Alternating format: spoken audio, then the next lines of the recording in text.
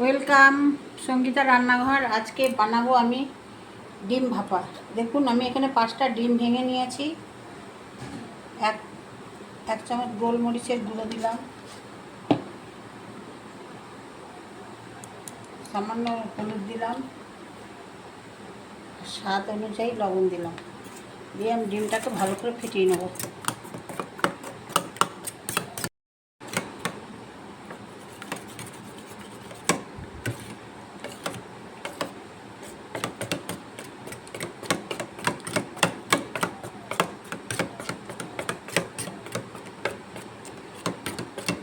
ডিমটা ফেটানো হয়ে গেছে। এই থালার মধ্যে আমি আগে থেকে একটু তেল মালিশ করে রেখেছি।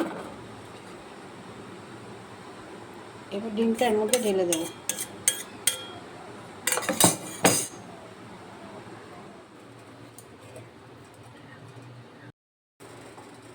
গরম জল ফুটছে,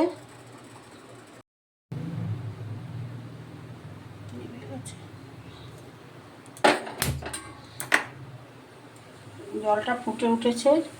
এবার আমি এই থালাটা এর উপরে বসিয়ে দিলাম 10 মিনিটের জন্য।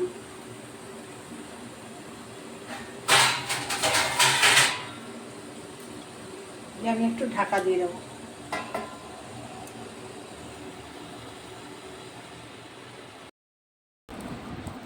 ডিমটা আমার ভাপা হয়ে গেছে। এবার ডিমটাকে আমি পিস পিস করে কেটে নেব।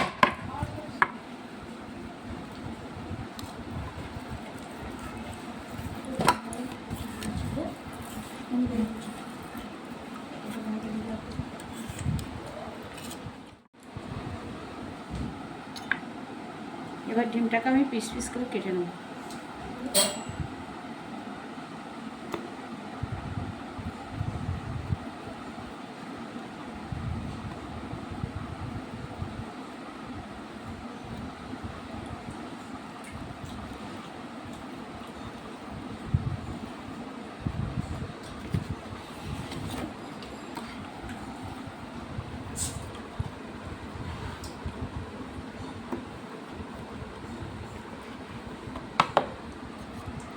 দেখুন কি সুন্দর হয়েছে ডিমটা।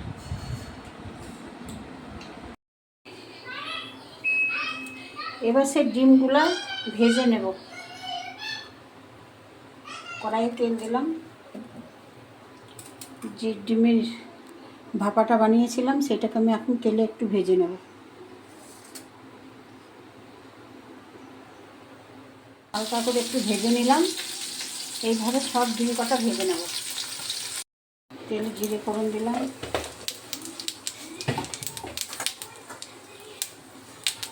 কেটে রাখা পেঁয়াজ দিলাম। পেঁয়াজটা একটু লাল লাল করে ভেজে নেব। ভাজা হয়ে গেছে। এবার টমাটোটা দিয়ে দেবো,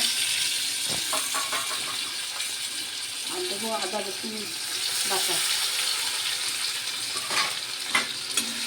একটু ভাজা ভাজা করে নেব।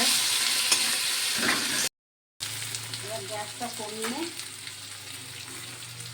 টক দই, জিরের গুঁড়ো, ধনের গুঁড়ো, লঙ্কার গুঁড়ো, লবণ, হলুদ একসঙ্গে দিয়ে দেবো। গ্যাসটা কমিয়ে দেবো আর নাড়তে থাকবো, না হলে পরে দইটা কেটে যাবে।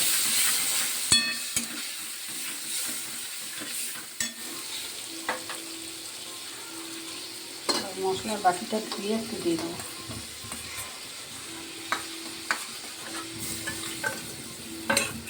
মশলাটা ভালো করে কষিয়ে নেব।